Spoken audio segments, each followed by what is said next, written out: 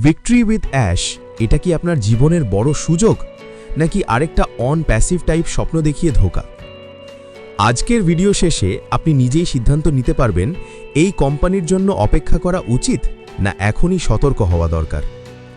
আজকের ভিডিওতে আমরা আলোচনা করব ভিক্টরি উইথ অ্যাশ আসলে কি, এটা স্ক্যাম নাকি লেজিট, অন প্যাসিভের সাথে এর সম্পর্ক, ভবিষ্যতে সদস্যদের সাথে কি হতে পারে এবং কোন কোম্পানিগুলো সবচেয়ে বেশি স্ক্যাম করে।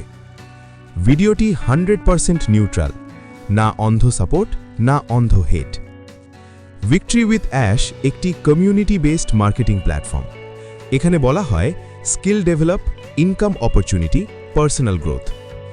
লিঙ্কডইন অনুযায়ী এটি একটি মার্কেটিং সার্ভিসেস কোম্পানি, কিন্তু গুরুত্বপূর্ণ বিষয় হল এখন পর্যন্ত এর ক্লিয়ার প্রোডাক্ট, ইনকাম মডেল বা বিজনেস ট্রান্সপারেন্সি খুব স্পষ্ট নয়। স্ক্যাম না লেজিট? Reality check. কিছু সোর্স বলছে ওয়েবসাইট টেকনিক্যালিভাবে সেফ, এসএসএল, ট্রাফিক আছে, কিন্তু এটা শুধু ওয়েবসাইট সিকিউরিটি, বিজনেস লেজিট হওয়ার প্রমাণ না। অন্যদিকে কিছু স্ক্যাম অ্যানালিসিস সাইট এটাকে সাসপিশাস অথবা ডাউটফুল বলছে। তার মানে কি?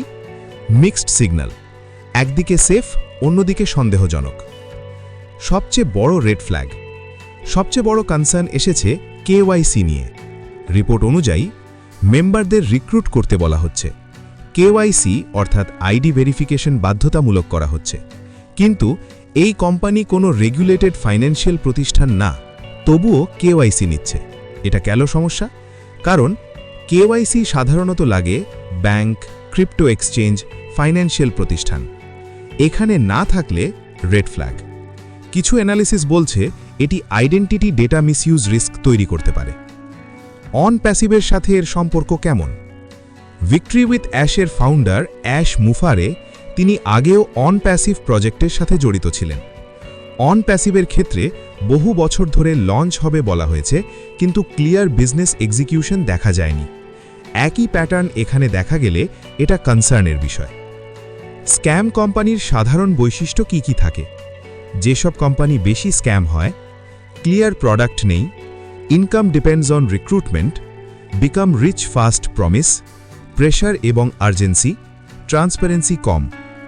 ভিক্টরি উইথ অ্যাশের কিছু বিহেভিয়ার এই প্যাটার্নের সাথে মিল পাচ্ছে কিনা এটা ভিউয়ার নিজে বিচার করবে। ফিউচারে সদস্যদের সাথে কি হতে পারে?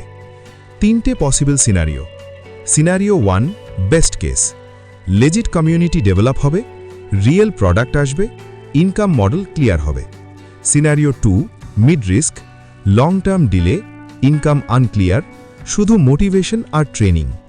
Scenario 3, worst case, recruitment based system, hype collapse, member loss বা হতাশা।